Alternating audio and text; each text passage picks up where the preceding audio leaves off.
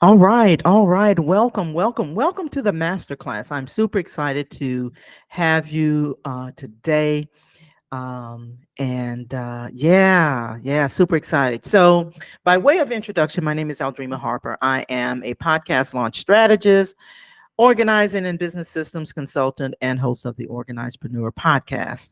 And so, what I decided to do after 20 plus years of professional organizing and consulting and launching 3 podcasts, I decided to combine my areas of expertise into my passion and my purpose. And I decided to implement that into my business and my podcasting endeavors. And so what I'm here to do is to help guide you through some of the complexities, the overwhelm, and all of the pitfalls based on my experience of launching a podcast, which in turn helps you to launch your podcast, right? And your business. And so because the skills that we're talking about here is actually going to help you in your business. The skills that you acquire in this masterclass help you in your business and are transferable and applicable to those various aspects beyond podcasting. Okay. All right. So, what can you expect from this masterclass? Well, you'll get actionable insights and practical tools that you can apply immediately to launch and grow a successful podcast. The steps that I'm going to share with you are foundational building blocks to prepare you for a more successful podcast. So, that's number 2. And again, it also applies to your business. And number 3, there's nothing to sell. So don't expect me to sell anything. At the end, I will share an opportunity to book a success call if you're interested. And if you're interested actually in closing the gap between where you are now and where you want to go and how to fill that gap, then I'll share on the call options that's available for you. And if at that time it makes sense for us to work together, then we will talk about how to move forward. But otherwise, I don't have anything to sell you. Okay. So I want you to stay here, take notes, but more importantly, take action. So podcasting is not about creating content. That's part of your business anyway. You must create some content. But podcasting is about strategically positioning yourself in a competitive market. Because as of 2024, there are 2.4 million podcasts standing out there. And standing out requires a concerted effort in building a loyal audience, effectively marketing your show, implementing various monetization strategies. And so, with all of that, this process can seem daunting. It can seem overwhelming, right? But with the right approach, it can really be incredibly rewarding. So, we're talking about how to incorporate podcasting into your business. Podcasting can really complement and enhance your entrepreneurial journey when you're focused on content alignment and productivity. Um, Let me just share a little bit about integration because that's what we're talking about. So, integration in a broad sense refers to the process of combining those different elements or systems to function as a cohesive whole. And it lies in its ability to create a unified and efficient system from all the diverse components that you have. And there are several.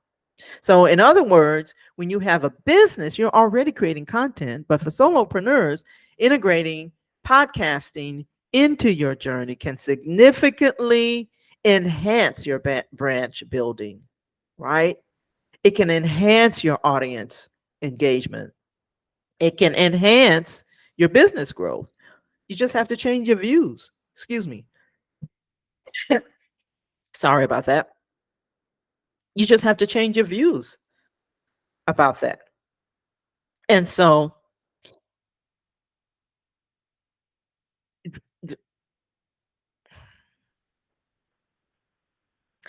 you just have to change your views. So changing your views and looking at it as integrating this into what you're already doing, that will seem like, okay, yeah, let's do this. Well, that's how it should be. That's how it should seem, right? But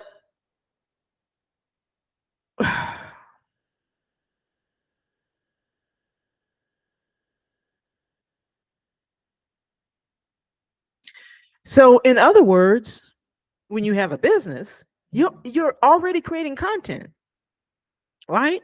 And so for solopreneurs, integrating podcasting into your journey will significantly enhance your brand building, your audience engagement, your business growth, right? All you have to do is just change your views and look at it as integrating it into what you're already doing, right? So that's why we've been talking about podcasting as a game changer, especially when you focus on the business of and the benefits of integrating podcasts into what you're already doing into your business endeavors. So I was in a session with one of my clients the other day, and so we were talking about you know, the whole podcasting process and things like that. And so I shared with her, it's like, hey, it takes me 30 minutes to do an episode, the intro, the outro, and the content. And sometimes what I will do is I will create the content, and I will even add sometimes a different little intro just to introduce the topic that I'm talking about. Right. And so the fact of the matter is, which is what I told her, I haven't always been able to do that. It has taken months, even years, to find my rhythm. It has taken months and years to practice over and over and over, so that it's doesn't take long. It's like it's I have a flow, okay, a rhythm and a flow. All right. So today, what we're going to talk about is 5 foolproof systems for efficient production. 5 foolproof systems for efficient production. Okay. So I want to start off by saying this. So businesses with systems are 2 to 3 times more likely to scale successfully. 2 to 3 times to scale successfully. And so that is reported by Salesforce. And this also applies to podcasting because it allows you to increase your episode frequency, manage, multiple episodes if you want to. But here's the thing, here's another statistic. 54% of podcast creators spend 1 to 3 hours producing one episode. Like, that's a lot. That's too much. Okay? That's just really too much. Because when you think about it, if you're going to spend 1 to 3 hours producing each episode, you're you're likely, unless you just really enjoy all of that stuff and you're doing it for others, you're less likely to enjoy the podcasting part of it, right? Because you have to decide whether or not you want to be a podcaster or whether or not you want to do all of those things and produce, episodes and things like that. But there are ways you can do both, right? The deal is, the power of systems in podcast production really lies in the ability to create efficiency, consistency, scalability, and creativity. Okay. And you do that by implementing robust systems that can significantly streamline your workflow, reduce errors, and free up your time. That's the goal, right? That's the goal. So when I talk about efficiency, right? When I talk about efficiency, we're talking about systems, the fact that systems are designed to automate repetitive, right? And so anything that you do repeatedly needs an automation. Okay. Whether it's scheduling interviews or sending out reminders or publishing episodes, right? So you can use tools like Zapier, you can use, tools that create an automated workflow. So not only that, in terms of efficiency, we're talking about standard operating procedures are absolutely necessary, right? You want to make sure that you're documenting your procedures so that each task is completed consistently and efficiently. So, SOPs, if you don't know, a standard operating procedures, they provide step-by-step instructions. So that means you reduce the amount of time you spend on decision making, and you minimizing errors, right? When you don't have this type of thing in place, right, it's going to help reduce the amount of time that you could be doing otherwise, other things like really things that move the needle in your business and your podcast. All right. Number two, consistency. I just talked about that. I just mentioned that. So, consistency helps you to maintain quality control.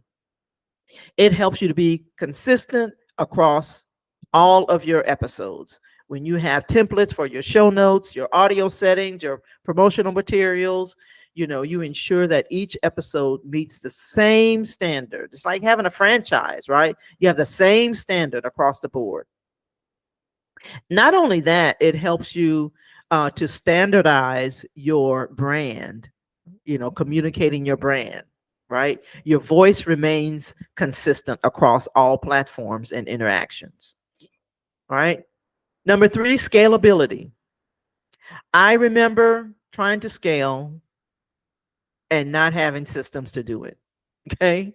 But if you are planning on delegating, which you should at some point, you want to make sure that you have well defined systems. It makes it easier to delegate your tasks. It makes it easier to delegate to team members or freelancers, right? Because you have clear guidelines and procedures that really enable you or someone to pass it on to someone else. It may be just, specific parts, right? And it does it in a way without compromising the quality. Okay. As your podcast grows, systems can handle the increased workloads without requiring, excuse me, a proportional increase in time and effort. In other words, like when you're growing, you're going to have, you want to create the ability to impact your reach or expand your reach more efficiently, right? So it helps you to manage that growth. So that's what scalability, that's how systems will help you in the scalability arena. Creativity. When you automate your routine task, it frees up your time. It saves you time. It saves you money. It saves you energy. Okay. That's what systems and automation will do for you. Right. And so it frees you up so that you can do other things. It frees you up for creating new content. It frees you up so that you have a nice um what is it I want to say? So that you have the space and the capacity for creativity.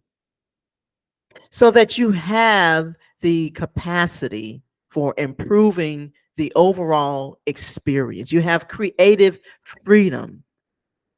And when I say experience, I'm talking about the podcast experience, right? It creates the space and capacity to have more mental bandwidth, right?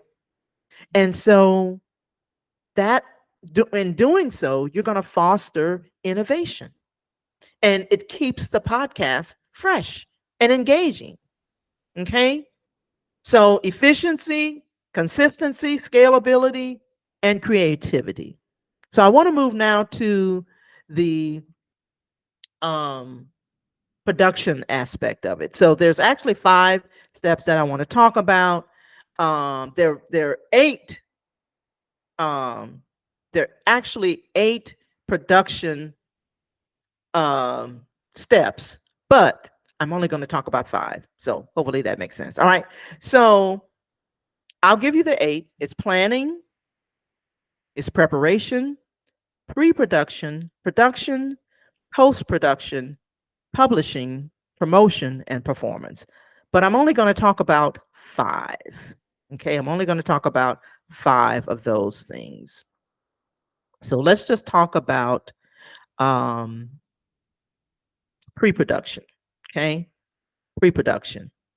So when we're talking about pre-production, we're talking about all the things that happen before you even get to the microphone. Okay, we're talking about, all of the things that you need to do.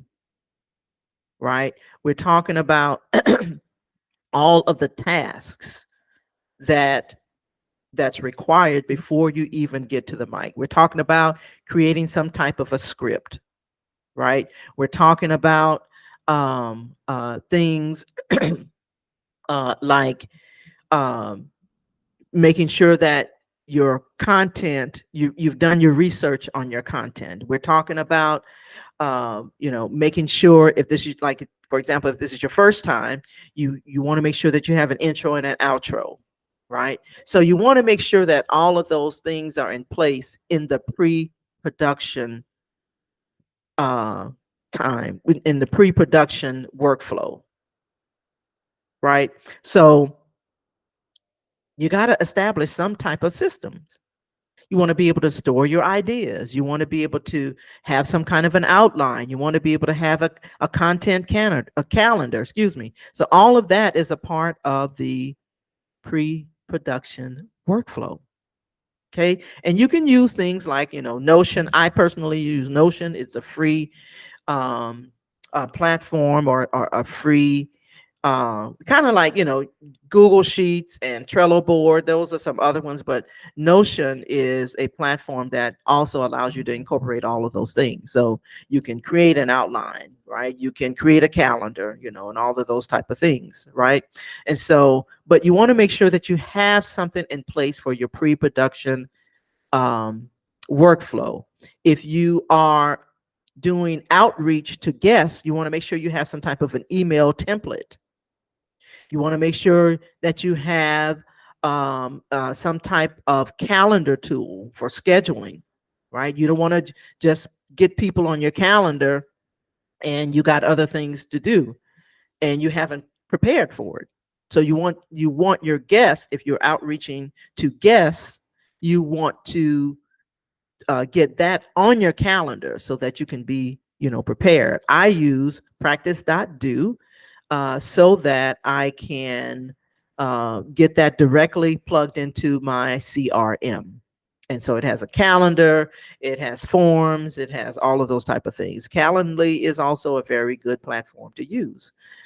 So you definitely want to do that if you're outreaching. Now, if you are being a guest on someone's podcast, then you still want to be prepared. You want to be prepared with your own content, right? So you want to be prepared so that you're not looking, like a deer in the headlight when they ask you questions, right? So you want to have, your guest information. If you are a guest on someone else's, you want to have that information ready for them so that they can look over the information as well, right?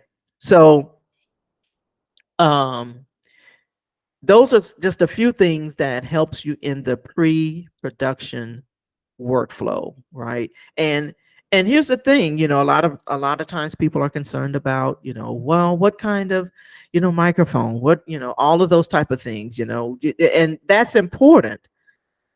But when I tell you, once you kind of get your rhythm about it and all of that, you're going to be fine, right? But you got to develop and create some kind of, I would recommend that you create some type of pre-recording checklist, okay? And you can do that on Notion or Google Sheet or Trello board, okay? So know the flow for your pre-recording um, aspect of the process. Okay. Number two, production, recording time. Now is the time to record your podcast. Ooh, So for that, I recommend you have a recording day. Now, some people, they do batch and they record, all of their stuff in one day. And that is actually what I recommend. I recommend you turn it off all of the notifications, make sure the lighting, the noise reduction, you don't have you have kids in the background. You can tell people quiet on the set. I love to say that, right? But you want to make sure all those things are a part of your process. So you can create a checklist for that as well. Some software I would recommend would be Zencaster or Squadcast, but I recommend Riverside.fm because you can do so many things on one platform. That is what I teach my clients and my students. I demonstrate how, to set everything up and how to use the platform. And I will definitely share that link in the show notes of this recording in this class. So, um, what else? The other thing is you want to practice microphone technique, like how to angle it. You want to make sure that you have like a pop filter or some type of screen to help you with the noise and distance yourself and all those type of things. What kind of angle should you have in terms of that, so that you're not all over the place, right? So you want to manage all of those things. Now, I will recommend Riverside.fm because a lot of the mistakes that you may make in a live recording, you can fix in the editing process. Okay. All right. Let's go to number 3, post-production workflow. That's your editing software. Now, there are several that I can recommend. There are 2 actually that I would recommend. Audacity, I recommend that because it's free, but there's a learning curve. Okay, if you're not used to editing, music files and things like that. Then the other one, again, is Riverside because you can do all of that inside of the platform. Okay, and so, but there is a fee after 2 hours. They give you like 2 hours of free production or recording time, and then after that it's about $15 a month, right? So you have to decide whether or not, when you want to, upgrade and things like that. You have to decide whether you want the free option or the paid option. Okay. The other thing you definitely want to do is you want to create a template, for that as well. So basically, you want to have your intro, your content, and then your outro. Okay, that is definitely what you want to have in place. All right. That is what? Post production. That's number 3. Number 4, publishing or content distribution. So with that, what you want to do is you want to use again a platform. So there's a couple of things that you want to do in terms of publishing. So you want to make sure that the excuse me, the platform that you use um, has the capability to host, like your hosting platform has the capability to allow you to do all of that inside of the platform. That's why I recommend Spotify for podcasters, which has now partnered with Riverside FM. Okay. And so you can do all of that inside of one platform. Okay. But there are others like Buzzsprout, Podbean, Captivate, Libsyn. There are other platforms. Mine is Spotify for podcasters because of its partnership with Riverside. Okay. Not only that, when it comes to publishing, how about social media? Because you want people to know about your podcast, right? One of the things that I offer to my clients is an opportunity to I interview them. I also share their clips and all of that on my social media platform as well as my email list.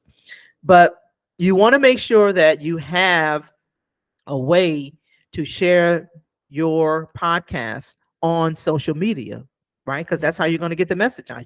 Not only just social media, but your email list. So for that, there are platforms like Hootsuite, Buffer. I personally use Promo Republic.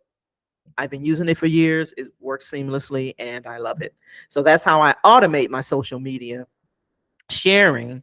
But also there are ways that you can share from inside, of your your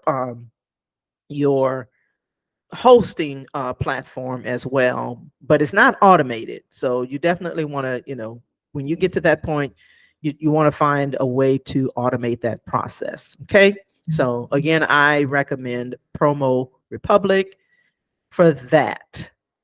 Um, then there's email integration. So all of so there's three, okay? Three things you have to consider when it comes to publishing and distribution. So I said podcast hosting platforms, and your when you select your podcast platform, you want to make sure that it there's an opportunity to distribute to all the other platforms. You don't have to go to other platforms to put it on their platform. So you want something that will distribute to Apple and Amazon Music and all of the other platforms. And so again, I recommend Spotify for podcasters. But let me get back to my point about um integrating your content. You do need an email. If you have an email list or if you're working to build it, you want to make sure that that's integrated as well. So there are, let me see, well, I can't think of the name of that one right now. It's going to give you like a selection, but I also um there are others like ConvertKit, MailChimp, but mine is Email Octopus. I love Email Octopus for automating my email sequences and talking with my email subscribers. But the point is this: if you're not emailing them, if you don't have that as a part of your integration, you're going to miss out on other opportunities as well for people to listen to your podcast. So it requires email integration, social media integration, and as well as a place where you will have it distribute to the other platforms. So that's what's covered under the publishing system. Okay. Lastly, lastly, the performance, right? You want to keep track of the metrics. That is so very important. But now you don't have to check them like every day, every hour, anything like that. But you do want to keep track of the metrics, right? You want to see how things are going. Okay. You want to check for downloads, for listener retention, for engagement. This is how, when you check for these things, this is how you make decisions about, pivoting or tweaking, or, the length of your podcast episode, all of those type of things, the description, all of those type of things, right? So you want to keep track, right? And so they're inside of Riverside, once again, not Riverside, but Spotify for podcasters. There, as a matter of fact, I just got an email today that they have really enhanced the analytics uh, portion of the platform, where you can check for reviews and things like that. So when you have a platform that does most of the legwork, then you want to base your decision on that, right? So um let's see, let me look at my notes here. You want to, and you want to develop a system for collecting it, right? And so when you have a platform that helps you to keep track of the analytics and all of the metrics and things like that, you want to use a platform that does that. Okay.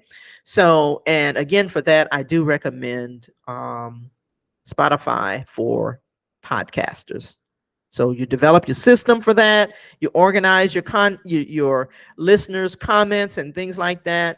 And because inside again, inside of the same platform I've been talking about, there is a way to get listener feedback, polls, surveys, things like that. So, all right. Okay. So that is it. So, I've covered the 5 systems: pre production, production, post production, publishing, and performance. Those are the 5 main systems that you will need. These are the systems that are extremely important, right, to implement in your podcasting endeavors. And so this will definitely help you to have a more robust podcast. And these systems are foolproof. These 5 systems are, they will help you free up your time so that you have time to do other things because it creates an efficient workflow. Okay. So, yeah, that is what we have for you. You want to, let me make sure that in closing, yeah, I've covered everything. All right. You want to make sure that you go and check out the episode. There's the previous episode, podcasting episode of Organizedpreneur episode, I believe it's 107, 106, where there's I built up to this particular one because it's like a series, right? But the bottom line is this, when you're implementing these type of strategies, you can really seamlessly integrate podcasting into your entrepreneurial endeavors. Okay. And because it will help you build authority, align with your business goals, and manage your time more efficiently because it's all about making this thing work for you. Okay. Make it work for you. Okay. So I hope this has been helpful to you. If you're interested in, again, closing the gap between where you are and where you want to go, then I invite you to a success strategy call with me where I'll share options that's available. And if at that time it makes sense for us to work together, we'll discuss how to move forward. Go to bit.ly/pod launch strategy. All right. That's all we have for now. This is Al Dreamer, your podcast launch strategist, organizing in business consultant. That's it for now. All right. You have an amazing day.